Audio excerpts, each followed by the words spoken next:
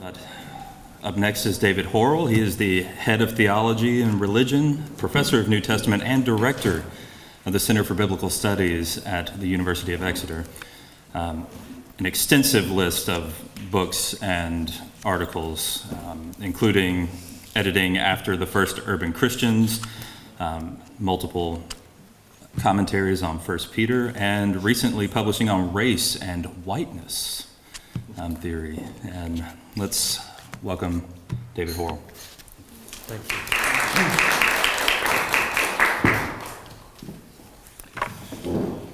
Thank you very much for the welcome and the invitation. So when Chris invited me to present a paper at this conference, I accepted, as I suppose you do sometimes, but I accepted and then thought, well, what am I going to talk about? I wasn't quite sure what my topic would be. I'd already outlined something of my thoughts on the future of social scientific criticism in an essay Louise referred to earlier, only to disagree with it, shamefully, in the book I co-edited with Todd Still in 2009. And even though I would now see some things somewhat differently, I knew that Louise was going to be addressing the topic of the futures of social scientific criticism in her paper. Chris encouraged me in many ways, and not least to come, but encouraged me to develop the ideas about whiteness that I discussed in my paper at the British New Testament Conference last September. I don't know whether many of you can identify with this sort of thought. It may just be a sign of my particular limitations, because my initial thought was, well, I've kind of said what I have to say on that. I can't really think of anything else to say. But as I thought a bit longer, I decided that I would indeed take that opportunity and that kind invitation to reflect a bit more on that topic, and hopefully to benefit from your reactions and suggestions. Not least because I still have plenty of questions and uncertainties myself about what I tentatively proposed.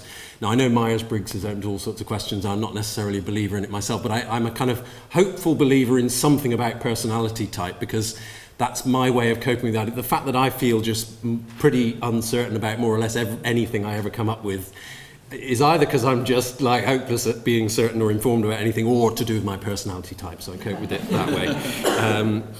But seriously, in a sense, I was nervous about, and indeed very uncertain about doing the paper I did at BNTC on this topic. Partly, I suppose, one does a plenary paper with kind of fear and trembling in any case.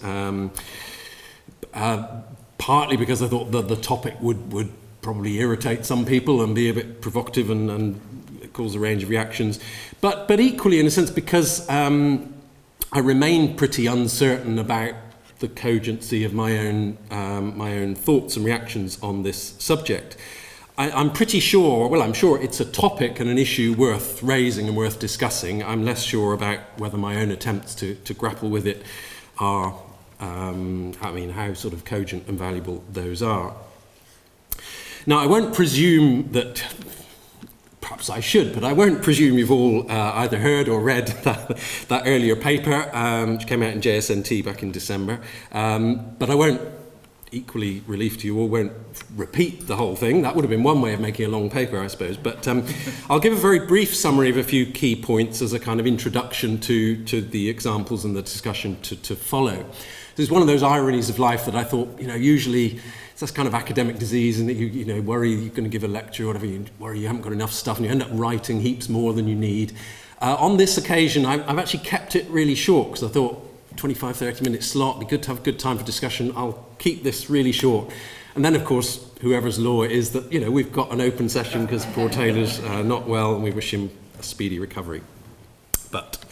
But actually, you may all be relieved that we get a longer tea break at the end of this, because then you can steel yourself for sitting through the interminable boredom of Crossley's long and extended summary of his book. Is that all on? Has that gone out around the world? Anyway, okay.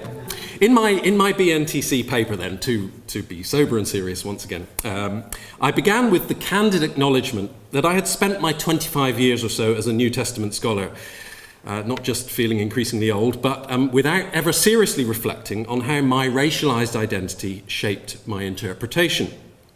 Something that I suspect could be, as it were, true for me as me, that wouldn't be true for other kinds of groups and interpreters. But in an effort to begin to do that reflection, not in an overly personal way, but focusing on the particular and located tradition of which I'm a part, I presented some examples of the interpretation of Galatians 3:28, taken from commentaries spanning almost a century between 1921 and 2015, and then drew on insights from whiteness studies to probe the kind of particularity that often remains hidden in this mainstream, a largely white Christian and male stream of interpretation. One of the key insights that whiteness studies has to offer, it seems to me, is the conviction that, in certain times and places at least, whiteness has remained unexamined and unacknowledged as a particular racialized identity. The challenge to reflect critically on constructions of race and whiteness stems in this regard, I think, from the work of black African-American writers, from W.E.B. Du Bois through to Toni Morrison, Audre Lorde, and others. But Ruth Frankenberg, one of the early white writers to take up the challenge, suggests that, and I quote, "the white Western self as a racial being has for the most part remained unexamined and unnamed." Or to quote from Richard Dyer's equally landmark study, "the position of speaking as a white person is one that white people now almost never acknowledge, and this is part of the condition and power of whiteness." Dyer continues, I quote, "As long as race is something only applied to non-white peoples, as long as white people are not racially seen and named, we function as a human norm. Other people are raced, we are just people." Part of Dyer's challenge, then, is that white people need to learn to see themselves as white, to see their particularity. In other words, whiteness needs to be made strange. That's the end of the quote. In my earlier paper, then, I attempted the particularizing of the interpretative tradition of which I'm a part, by first considering the ways in which the Christianness of the commentator often shapes interpretation more than is acknowledged or intended. Like whiteness, Christianness often goes unexamined and its implications unacknowledged. I also sought to explore the connections between this interpretative tradition and a particular racial identity, that of what one might broadly call the white Christian West, primarily Western Europe and North America. My conclusion, in a nutshell, you'll have to go and read the article, was that naming and acknowledging the particularity of that perspective, its readings and interpretations, is one crucial step towards recognizing that the perspective of others who represent different locations and traditions, will be not just alternatives or optional new approaches to interpretation, but central to richer and fuller insight, to critical scrutiny, and to the ongoing progress of our disciplines from their European origins into truly global ones. There are, however, plenty of questions that still occur to me, given what I've now revealed as characteristically self-doubting disposition. I don't know how many of you are like this as well. I mean, I suppose if you had your own question time after the paper, it would probably be easier to cope with because you wouldn't get those surprising questions, but you'd have plenty of questions you could ask yourself as well, and many of which you wouldn't be able to answer.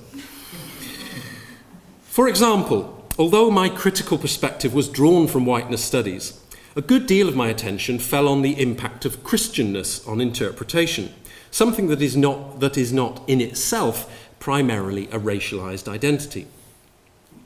Furthermore, one might acknowledge in general the origins and location of the dominant historical critical tradition of biblical scholarship in the specifically racialized location of white Western Europe and thereafter in North America, and thus locate it racially as well as religiously. But it's another thing to find specific points at which one might convincingly demonstrate the influence and evidence of that particularity. It's hardly a compelling argument, I think, simply to assert that everything said in the New Testament scholarship of the last 2 centuries bears the imprint of its ideological, historical, religious, and racial context of production, without specific instances to demonstrate the truth of that broadly plausible assertion. This is one of my ritualized practices as well, symbolizing kind of paragraph breaks, as it were, for those of you who don't have a script. These questions led me to ponder where one might find specific points where critical reflection on whiteness might find an anchor. And following a hunch, I decided to have a look at some of the characters who appear in the most substantial historical narrative of the earliest Christian movement, the Acts of the Apostles. I chose 3 characters from Acts, each of whom makes only a relatively brief appearance in the narrative and whose identity is concisely described. You can see you could sort of take polls of who's already guessed and how many of them you've guessed and so on. Anyway, so the first, the Ethiopian eunuch in Acts 8, a court official, or well, one can debate all that, who had come to Jerusalem to worship, introduced simply as Aner Aethiops, 827. Second, Aquila, a Jew whom Paul meets in Corinth along with his wife Priscilla, the couple being among those recently expelled from Rome.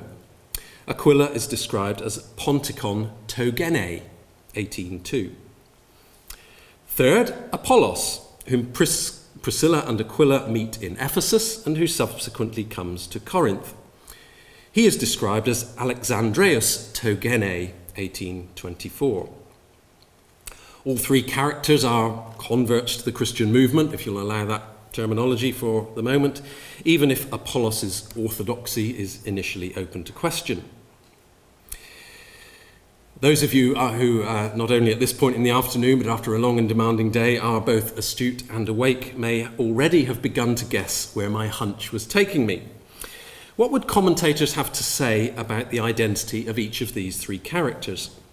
Specifically, what would commentators have to say about the race or associated ethnic or phenotypical characteristics of each? Still more specifically, would those who commented on this in this regard on the racial identity of the Ethiopian have anything comparable to say about Aquila and Apollos?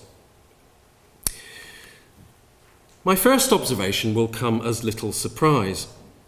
Many commentaries, especially older ones, and I perhaps should, as an aside, I guess commentaries in one sense are a kind of easy place to go to kind of find this, but I think they're a not insignificant place to go in that commentaries are, if you like, a key site where the biblical scholarship of a certain time and place is kind of condensed and summarized and put out to a wider readership, which preachers, Bible study group leaders and so on will use.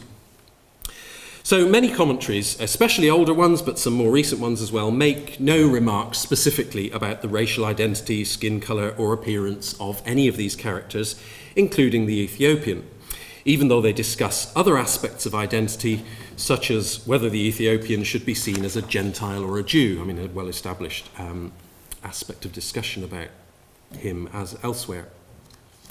So commentaries which make no mention of the Ethiopian's colour or blackness include, for example, those of Ernst Henschen, Hans Conselmann, F.F. Bruce, C.K. Barrett, coming more recently now, Richard Pervo, and the same goes for the 2009 article of Schauf in the Catholic Biblical Quarterly, so an entire essay on the subject which makes no mention of the blackness of the Ethiopian. However, among those who do have something to say in this regard about the Ethiopian's identity, the differences in their comments on the 3 characters are notable.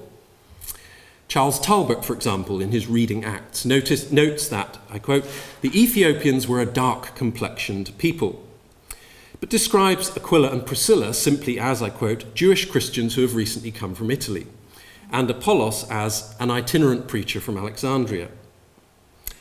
Craig Keener spends over 5 pages discussing the African's colour, but despite, many of you may almost know what I'm going to say, the voluminous nature of his commentary, over 5,000 pages, makes me feel exhausted even to think about seeing it on the library shelf, let alone doing anything else like it. But so, 5 pages on the African's colour, but says nothing at all about what it might mean for Aquila to be Ponticon Togene, or for Apollos to be Alexandreus Togene. In a commentary of that size, I found that quite striking. Ben Witherington insists that, and I quote, "It is quite wrong to ignore the fact that this man was an Ethiopian," on the Ethiopian eunuch, "which in all likelihood means he was a black man," citing others on the proverbial blackness of Ethiopians in antiquity. By contrast, Aquila is described as, I quote, "a Jew from Pontus whose name was Aquila, a Latin name meaning eagle, and the fact that he had recently lived in Rome suggested to Ramsay that he was a Roman from the Roman province of Pontus." On Apollos, the evidence, I quote Witherington again, "the evidence suggests Apollos was a rather common name in Egypt while being virtually unattested elsewhere. That Luke stresses he is a Jew who comes from Alexandria reflects again Luke's ethnographic interests, but it also indicates he came from the large Hellenized Jewish community in that city. He seems to reflect the general character of well-educated Jews from that city. This is a consistent pattern in my reading thus far. There's more I could do. But among those commentaries that do mention the Ethiopians' racial identity and appearance, no comparable attention is given to, indeed no mention is made of, the ethno-racial identities of Aquila and Apollos, despite their genos being explicitly identified. Their Jewishness is discussed, as it is in connection with the Ethiopian, but while this might indeed count as some kind of ethnic identity, as is sometimes noted, it's a different kind of ethno-racial specificity compared with that potentially indicated by discussing identity in relation to the locations of Ethiopia, Pontus, and Alexandria. This might not surprise us, but it ought, well at least I hope it ought, to strike us, not least given Luke's explicitly racial identification of both Aquila and Apollos, notwithstanding the proper questions about what genos might be taken to indicate and how it should be translated. I think I need another sip. Paragraph begins in a moment. Just wait for it. Some of the commentators who do note the blackness of the Ethiopian also give some indication as to the reasons why this has come to their attention. F. Scott Spencer, for example, writing in 1997, notes that, I quote, "While most academic interest in the Ethiopian eunuch's ethnic profile has revolved around the Jew-Gentile question, recently African-American scholars have called attention to this man's identity as a black-skinned African official." End of quote. Clarice Martin, for example, in a Semea article from 1989, drew attention to the significance of the Ethiopian's blackness for both ancient and modern readers, noting the tendency of earlier commentators to ignore this facet of the character's identity. Martin argues that, and I quote, "The story of a black African Gentile from what would be perceived as a distant nation to the south of the empire is consistent with the Lucan emphasis on universalism." End of quote. And that the tendency to ignore or regard as inconsequential the Ethiopian's ethnographic identity, her phrase, is one manifestation of what she terms the politics of omission. This is part of what she describes as, I quote, "a larger and perennial problem in Western post-Enlightenment culture, wherein the signification and contributions of particular groups of persons have been historically marginalized or ignored." End of quote. This in itself is notable, this whole thing. It indicates that our attention has been drawn to the particular racial identity of the Ethiopian by African-American scholars who, rightly, want to draw attention to the often ignored or suppressed appearance of black characters in the New Testament's story of Christian origins. As Martin again notes, in Afro-American communities at least, the story of a black African convert to Christianity continues to comprise a culturally affirming and empowering tradition. We might perhaps relate this to Dyer's observation that I quoted earlier, that it has become common for those marginalized by culture to acknowledge the situation from which they speak.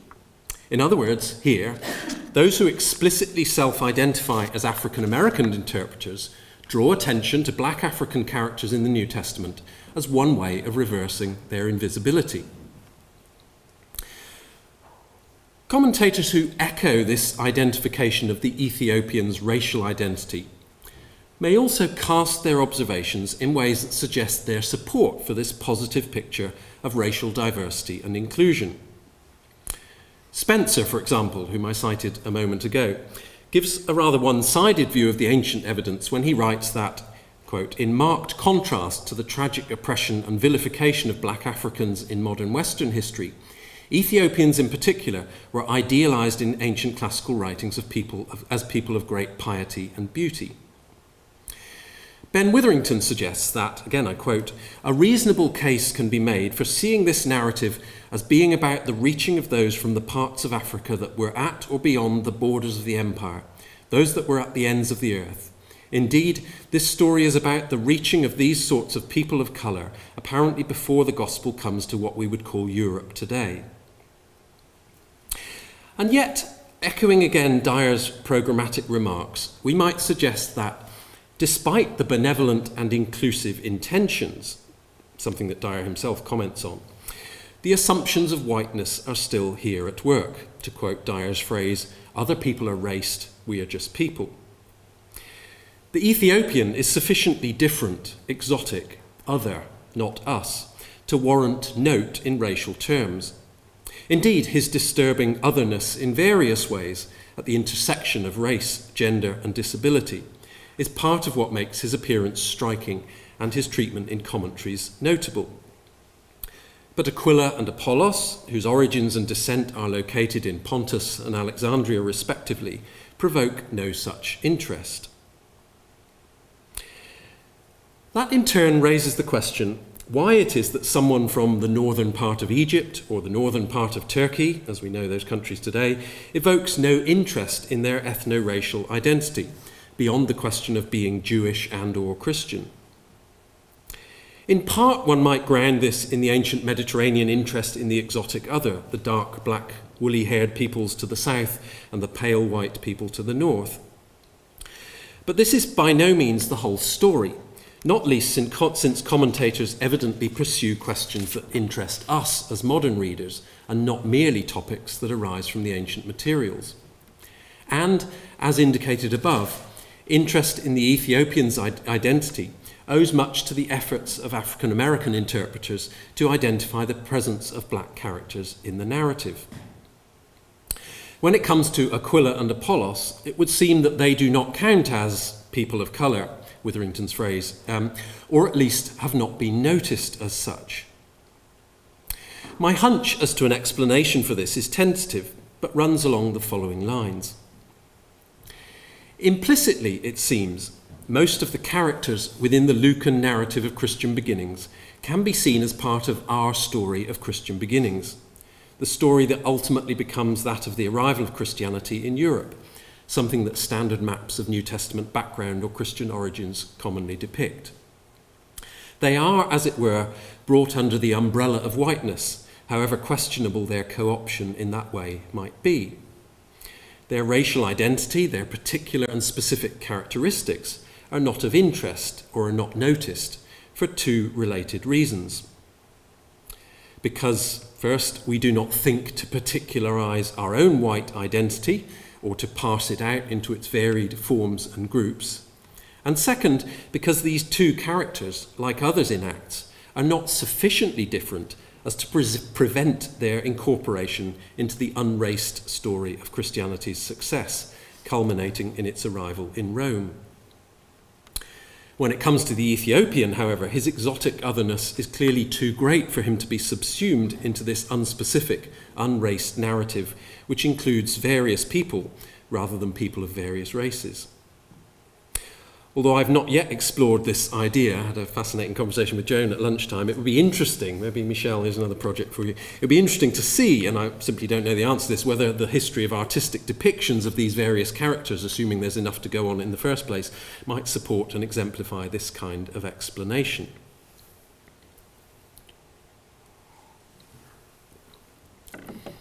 And finally, and I have no idea how we're doing for time because it's just said 5 minutes all along and I was confident this would be well within time and then we had the whole session anyway, so it's all good. But finally, how and with what benefits might this kind of situation change? As already noted, African American interpreters have been at the forefront of drawing attention to the racial identity of the Ethiopian as a way of uncovering the neglected presence of black Africans in the story of Christian origins. Taking up the challenge of acknowledging the particularity of whiteness as a racial identity might lead to almost the opposite kind of emphasis, though it would be complementary to this first approach. Rather than discovering the unnoticed presence of white people in the New Testament, we might instead come to realise how many of the New Testament characters are not white as such, are not us, are people of colour of various kinds, just as the Ethiopian is, and have to be removed from under the implicit umbrella of whiteness. instead of an unraced narrative of Christian origins, which culminates in the heart of Europe, in Rome, with a few exotic forays into encounter with racial others. We might instead be reminded of the multiple particularities, the diverse ethnic and racial groups, the many local peoples who are drawn into this story, and reminded, thus, to particularize ourselves too, as racially particular, and not just simply as humans who stand unmarked at the centre of the story. Thank you very much.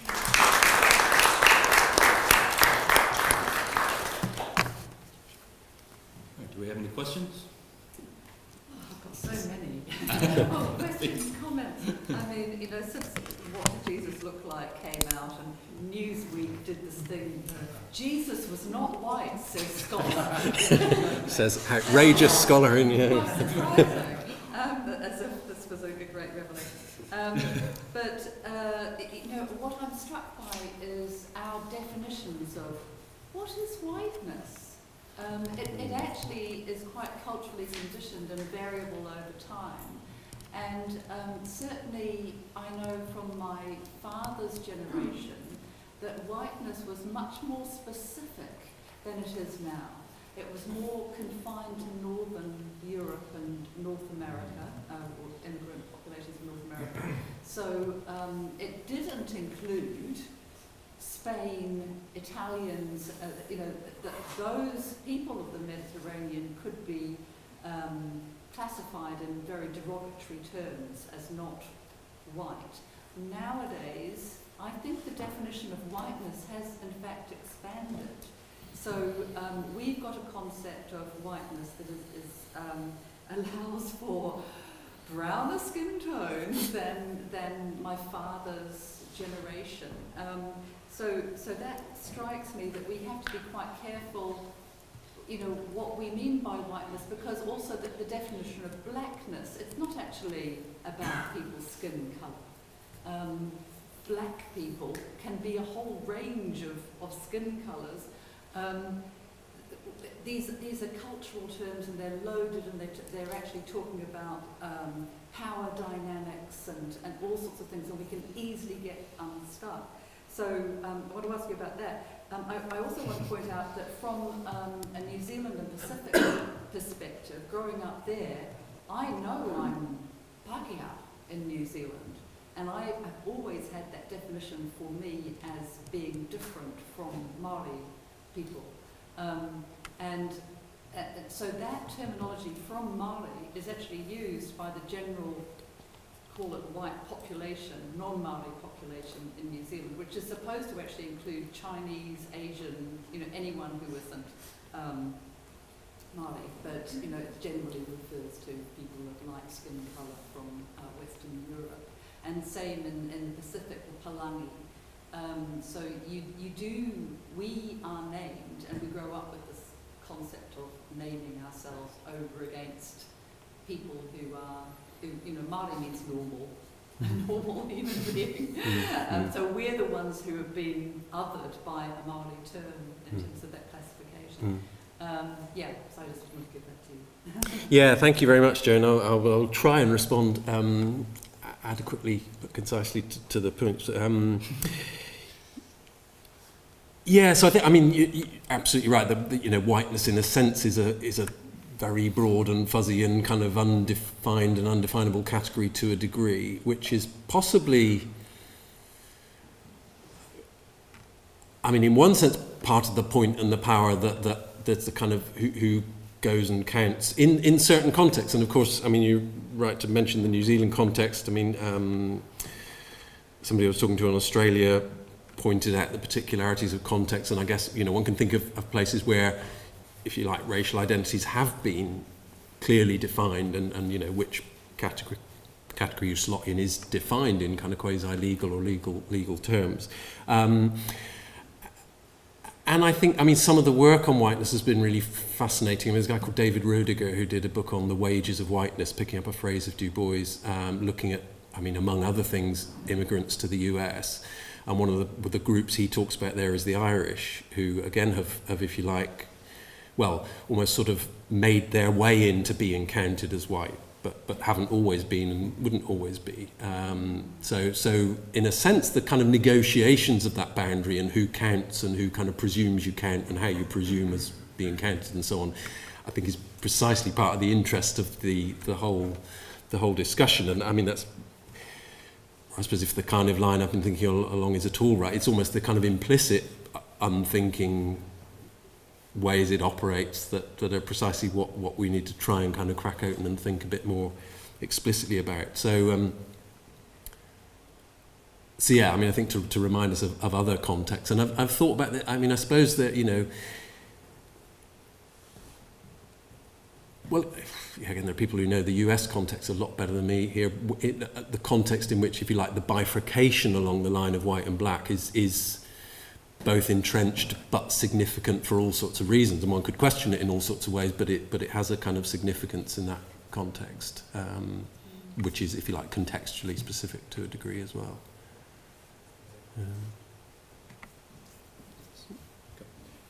Thanks, David. It occurred to me that I mean, one way of kind of decentering the white-centric discourse that we all suffer from is, I think it's Ambrose who makes a comment about seeing Germanic slaves that have blonde hair and how strange that is, right? But he's describing North Europeans where the center, you know, he's describing us, right? And to sort of to begin with that point, then it implicitly says that everybody, almost everybody who occupies the stage in the New Testament isn't a North European Germanic. You know, that is, there's Mediterranean. So, because otherwise we just assume that everybody on the New Testament stage is white, like me, and not however we describe other folks. And, so, or you know, if you look at all these mummy portraits of Egyptians, you know, they're olive-skinned and so forth, you know, or these hypothetical reconstructions of what Jesus looked like, which is certainly not, you know, that wonderful thing with the beautiful long hair. Yeah, and Newsweek, scholar says there are no white people in the New Testament. Yeah.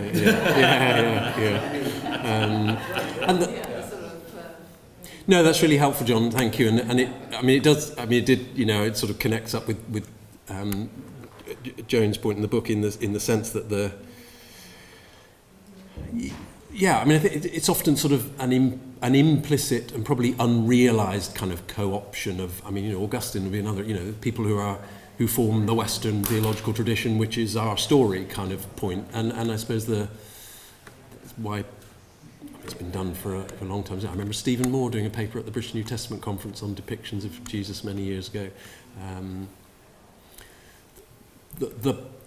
Which I think, I mean, again, quite a lot of Dyer's phrases I really like. They're kind of provocations to think, so, you know, making whiteness strange. I mean, that's part of this point, isn't it? Just really that it's not necessarily a reflective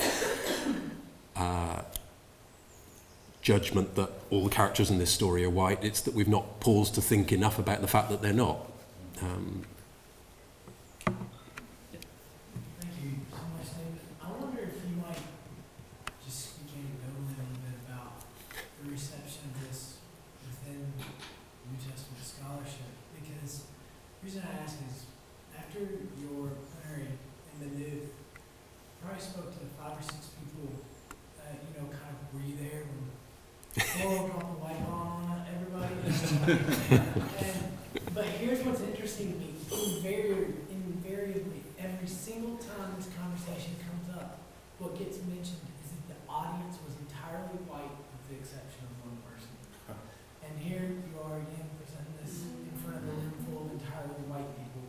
And I also just spoke with someone who was on the receiving end of some of your criticism. And this person was telling me, along with another person in that situation, that they didn't take kindly to being called out as white scholars.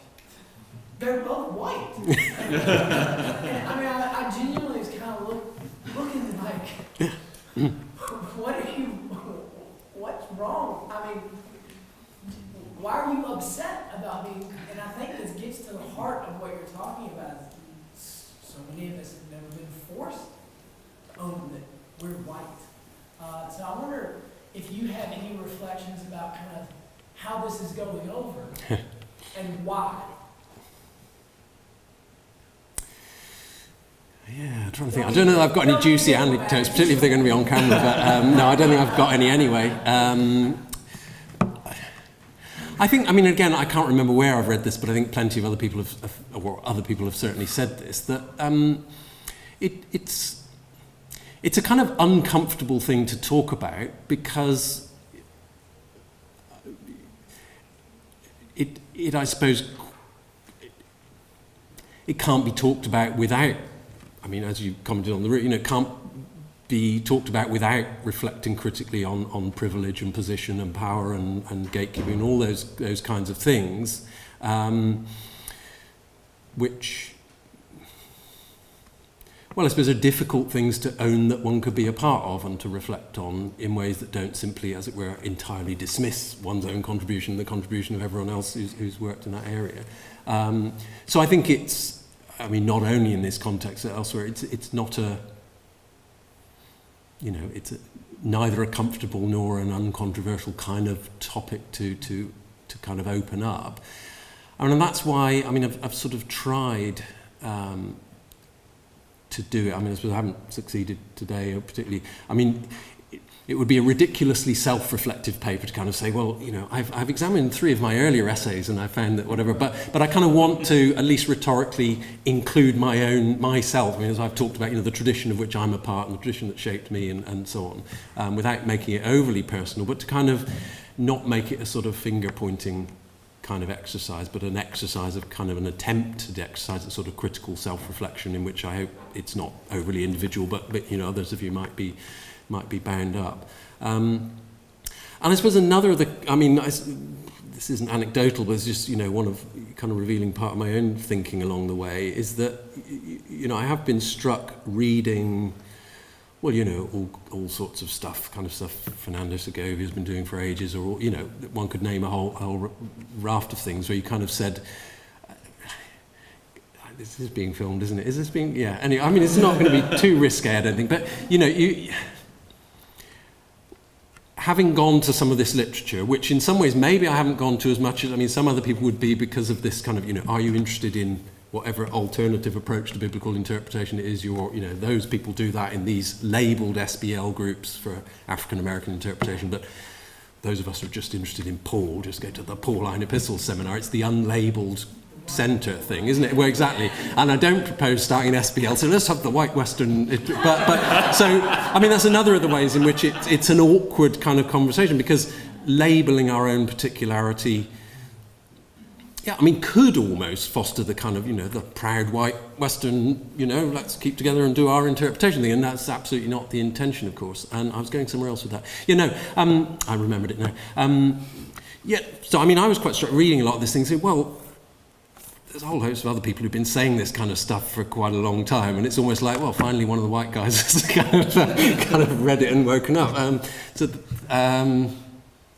Which is where and again, I suppose doing it in the setting of BNTC, I mean, was a deliberate choice, but it's sort of doing it as a plenary to a society is different. And it's where, in one sense, you could kind of feel, well, are you sort of, at the front of the curve doing something, or just way behind the curve of what plenty of other people have been trying to, reading from this place and all that kind of stuff. What do you think? What do you think about the royal wedding? The James Brown impersonator that came on? I haven't. Well, I really will restrict myself on that because I haven't yet. My very limited Facebook feed has been pretty full of people discussing it and people saying it's interesting that The Guardian got sufficiently interested in religion to print the text of the entire sermon, for example, and so on. And I haven't followed it enough to make a kind of informed comment, other than, I mean, it's the extent to which it has sparked off a kind of energetic and sometimes polarised discussion about, how good a sermon was it, and all this is interesting, but that's to opt out of making a weighty comment, really. Thank you for a really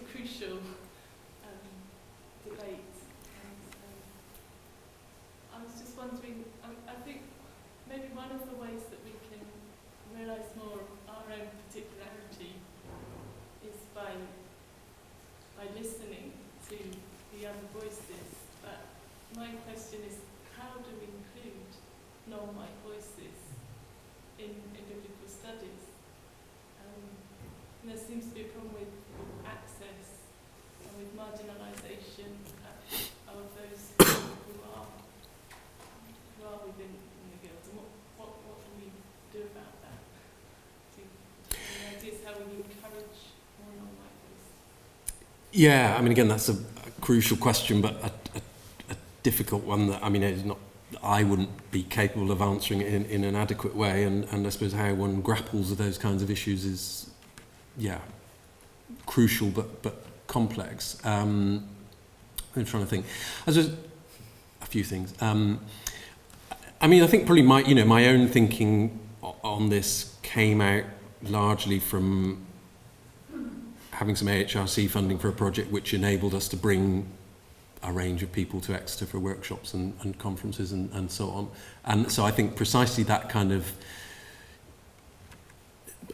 I mean, put simply in one sense, as you did, I mean, kind of listening and attending to one another, to hearing a range of perspectives and recognising that one's own perspective is a kind of particular located kind of contribution to the conversation is crucial,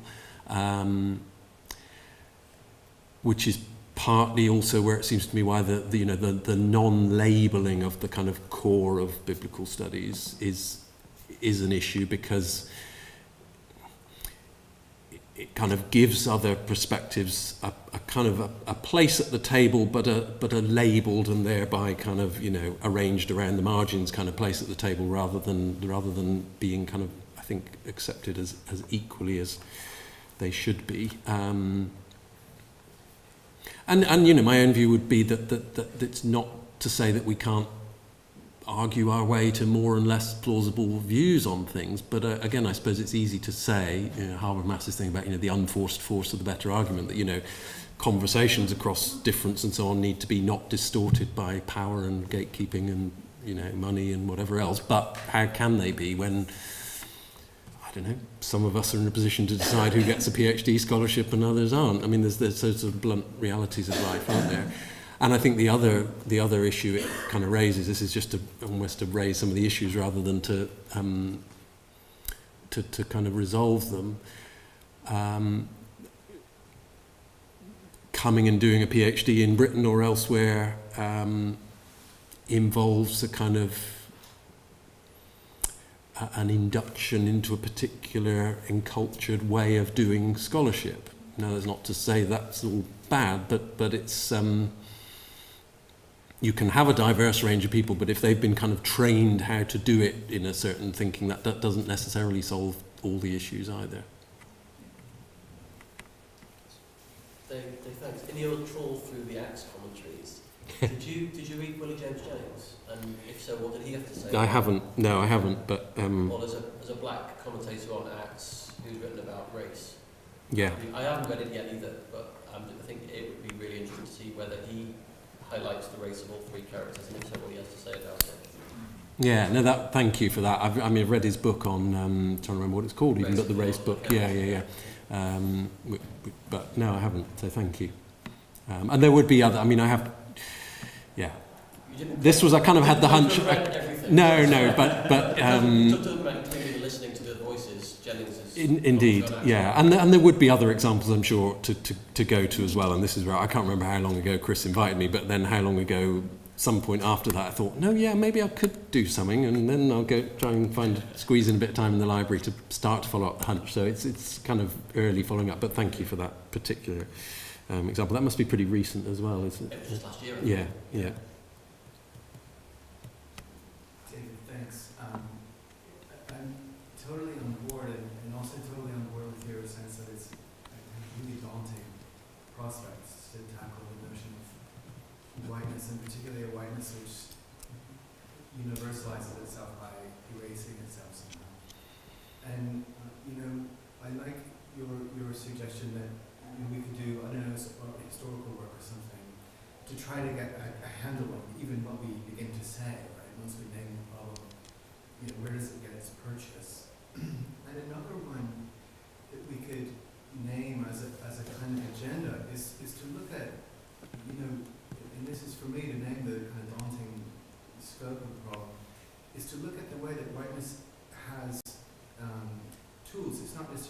perspective, it creates mechanisms that then stand in for, say, the universal, so that whiteness doesn't have to name itself anymore, so that you've already named something else as the big issue. And you know me, my guilty pleasure is always to do philosophy on the side, right? So, but you know, there's interesting work on the continental European tradition of philosophy, and sort of doing this very nicely. I mean, you know, Kant writing about race and turning it around, and you get this sense in him and Hegel, of course, you know, developing through the European tradition, that there's something about a capacity to reflect back on oneself, which is universal, but it's also, of course, entirely European. And one of the ways I say it that way is that doesn't that suggest that the crazy scope of what we're talking about could be something like apocalypticism, right? Once you have the early 19th, say late 19th, early 20th century, time becoming everything. I mean, like Heidegger says being is what? Time. It's because everyone was obsessed with time. Everyone in the universities, they were all reading about apocalypticism, about eschatology, and so on. And this was another way to inflect the whole question of what a European was, as opposed to everybody else. We were the ones who could live with symbolic structures, but always be transforming them. So what is the white guy? The real apocalyptic.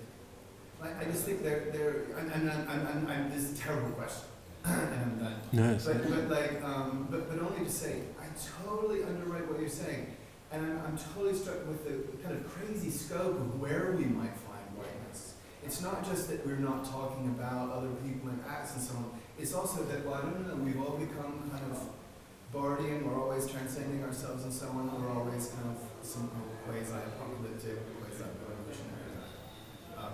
Anyway, sorry. Yeah, no, it's really interesting, and well, I was could ask you to say more, just sort of, you know, what kinds of tools of whiteness, as you call it, that might stand it, this kind of, you know, stand in for the universal, which I think is,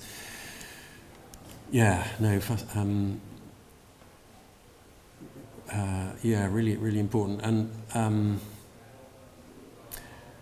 I mean, again, this is where I'm sure all sorts of other people have written and thought about this already, but, you know, one of the things that has struck me, I mean, Sean Kelly's book, Racializing Jesus, which I think is a great book, which again was really, you know, I found really, really helpful trying to think about this. For those of you who don't know, I mean, it sort of traces, says he has a bit of Kant, there's a lot of Hegel, and then how that sort of moves into Bauer and on into the sort of the story of the study of Christian origins, and then off into across to the USA with the kind of parable scholarship of the 70s, where the book kind of ends. But you know, the kind of profound irony that all those kind of Enlightenment reflections on sort of humanity and freedom and its noble calling and all this are done at precisely, you know, it cannot be coincidental. Well, it seems to me it's not coincidental. That's done at precisely the point at which Europeans are brutally enslaving people around the world. And I suppose there are kind of racial theories which mean, well, those people are kind of somewhat subhuman in terms of the hierarchy of things. But and I guess that's again sort of partly what struck me through this project. I mean, that it's almost sort of where I started the paper. I mean, you know, sort of trying to almost dissatisfied with myself. You know, you have to try and find some particular ways to kind of poke at this. But that, our discipline has its intellectual origins in that period of European history in Europe. That cannot but shape its ways of thinking. Now, where we go with that is, yeah. So, you know, maybe what I've tried to do is, you know, pick at one little way. There's a little thread in the vast garment. But so, yeah, no, thanks. I suppose maybe one more, and then we can. Well, it's really just picking up on what we were talking about before about getting more diversity in terms of the field. One thing that I found years and years ago, which is commonly noted in terms of people looking at post-colonial societies, is that those post-colonial societies, say, for example, the Pacific, the Pacific people totally buy the idea that the New Testament story is about white people, because that's what the missions told them in the 19th century. And it's so instilled into them, and I think this is true for Africa as well, that this is, you know, to say to people in the Pacific or Africans, actually the people of the New Testament were not white, I think would be quite empowering. And so I think, you're onto something, and it's a much bigger story than just getting diversity in the field, because people, African Americans also can think of the story being white, apart from the exceptional Ethiopian eunuch, but actually no one's white there. It's a more radical thing than looking for the exception that is somehow us. And it's rewriting the whole story and taking off the whitewashing of film and art that we are completely and utterly brainwashed with. So yeah. Yeah, it's sort of, I suppose, almost kind of making ourselves strange to the story. Yeah. If we've got time for it. Yeah. Thank you. Yes, I suppose I want to follow on from that a bit about to what extent is it empowering, or do we need to be careful that it is empowering? Because a colleague of mine teaches a module, Majority World Voices, Christianity in the Two-Thirds World. And one of the essays for that is something like, describe a significant non-Western theologian and assess the contribution they've made, or something like that. He was marking this week and came in really cross because this person had written on Augustine. And he was cross because A, that was not at all the focus of the module, but B, because he said, well, yes, he's African, but he's foundational to the Western tradition. And it just made me wonder whether there is a risk in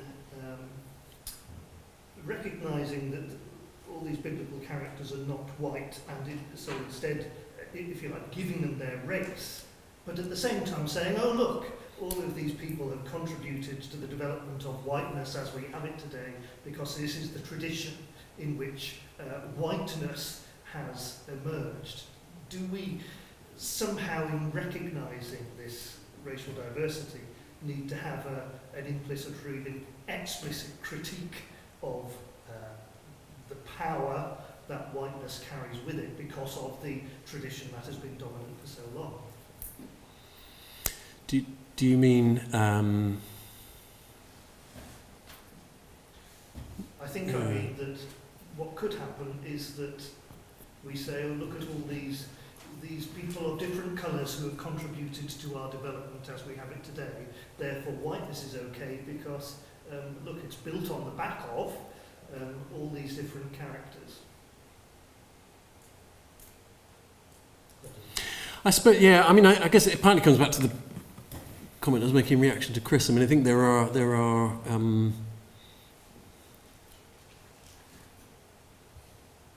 risks in all sorts of opening up and as it were, acknowledging the particularity of whiteness as a perspective carries potential risks with it, as some of the writers on it have acknowledged. And that's an interesting example, isn't it? In the sense that you can see where both people are coming from, but the I don't know, the reclaiming of Augustine as an African theologian seems to me a promising way to go in many ways, but not precisely because that resists the well, I suppose your point that could still be narrated in a way that kind of gets co-opted into our white story, as it were. But I think it certainly can be done in a way that runs precisely against it and reverses the kind of co-option that's often done with people like characters like that. Thank you very much. Thank you.